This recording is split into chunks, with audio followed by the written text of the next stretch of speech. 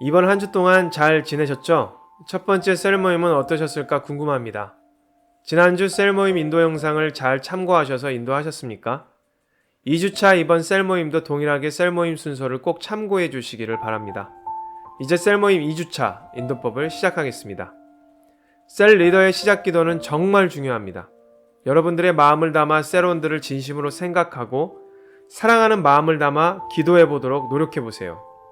기도를 진지하게 대하는 리더의 모습은 곧 하나님을 대하는 올바른 태도입니다. 그 모습이 셀 모임의 목적과 방향성을 결정합니다.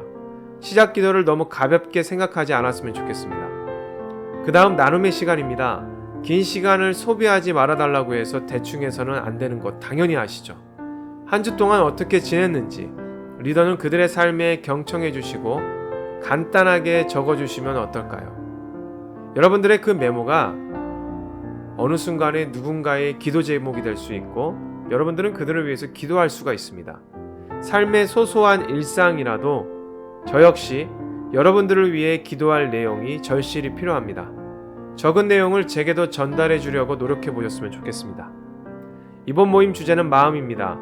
하나님이 우리에게 주신 것에 대해서 생각해 봅시다. 중요 말씀은 디모데후서 1장 7절에서 8절을 다 같이 한 목소리로 꼭 읽어주세요. 그리고 리더님들은 디모데후서 1장 7절에서 8절의 배경 설명을 간단하게 해주시면 됩니다.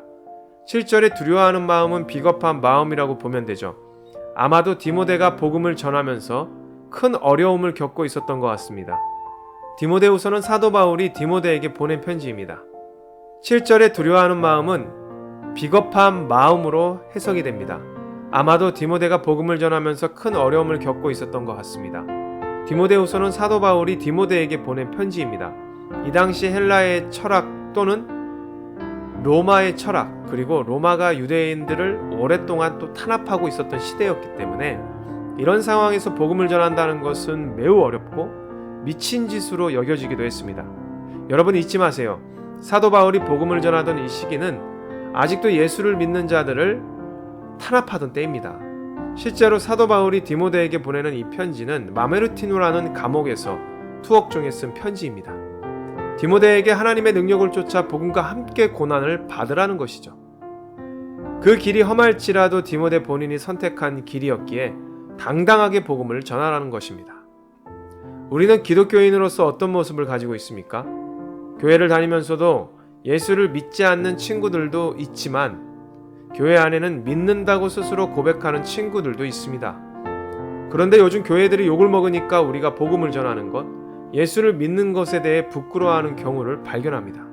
저 또한 제가 목회의 길을 선택했고 복음을 전하는 것에 대해 힘들어하고 때로는 부끄러워했던 기억들이 있었음을 솔직히 고백합니다. 하지만 지금은 전혀 부끄럽지 않습니다. 부끄러워하는 순간 예수를 믿을 가치를 스스로 버려버리는 행위이기 때문이죠. 여러분들은 어떻습니까? 부끄러워하는 것에 대해 생각해 본 적이 있으신가요? 디모데후서는 많은 것들을 생각하게 하는 중요 말씀입니다. 이런 부분도 리더님들의 인도하에 지혜롭게 또한 자유롭게 나눔을 가져보였으면 좋겠습니다. 그리고 이어서 담임 목사님 글을 읽어봅시다. 다시 말씀드리지만 셀 모임을 인도할 리더님들께서는 담임 목사님의 글에 대해서 미리 자세히 읽어보시고 그 내용을 요약해서 전달할 수 있도록 준비해 주시기를 꼭 부탁드립니다. 이제 본격적으로 나눔을 시작합니다. 5분 스피치 내용을 꼭 진지하게 나눠주세요. 자신이 들은 5분 스피치 내용 중 인상 깊었던 내용, 또 새롭게 알게 된 내용들을 재밌게 나눠보시길 바랍니다. 이제 창세기 1장 26절에서 28절 말씀을 각자 개인이 읽도록 합니다. 구절이 짧으니까 읽고 생각할 시간은 3분이면 충분할 것 같다고 생각이 듭니다. 자, 이 내용은 너무나 잘 알고 있는 내용이죠. 자세한 배경 설명보다는 핵심적인 중요한 내용을 찾아보는 재미가 있습니다. 제 개인적인 생각에 이 구절의 중요한 것은 하나님의 형상대로라고 생각합니다. 하나님은 악함이 없으십니다. 하나님은 절대적인 선을 행하시는 분이시죠. 악을 가진 적도 없으시고 인간에게 그 악을 보여주신 적도 없습니다. 악을 보여준 것은 뱀이었습니다. 그리고 악을 행한 것은 아담과 하와였죠.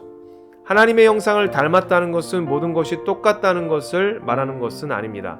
악한 것은 우리가 선택한 길이며 아담과 하와가 선택한 길이며 최초의 불순종을 저질렀던 것도 우리이고 아담과 하와의 모습입니다. 우리는 하나님의 형상대로 창조되었기 때문에 하나님의 선한 능력을 닮았고 그 선함을 가지고 있다는 것을 잊지 마세요. 하나님의 형상은 어떠했을까? 그것을 중심으로 자유롭게 나눔을 가져보시길 바랍니다. 그 다음 요한복음 13장 34절에서 35절을 읽어봅시다. 역시나 구절이 짧으니까 3분 정도의 시간을 주시면 될 것 같습니다.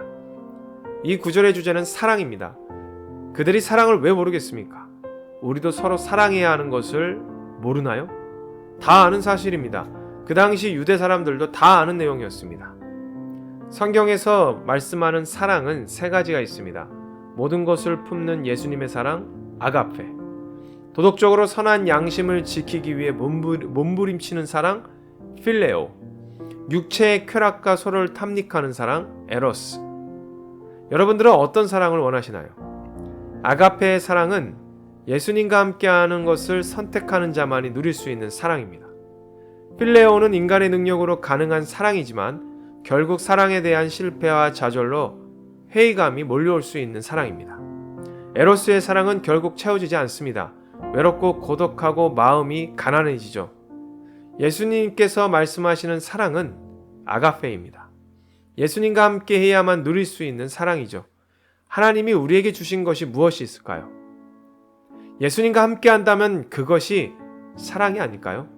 사랑에 대해서 깊이 고민하고 그 고민을 진지하고 솔직하게 나누는 셀 모임이 되기를 오늘도 변함없이 함께 기도하고 응원하겠습니다.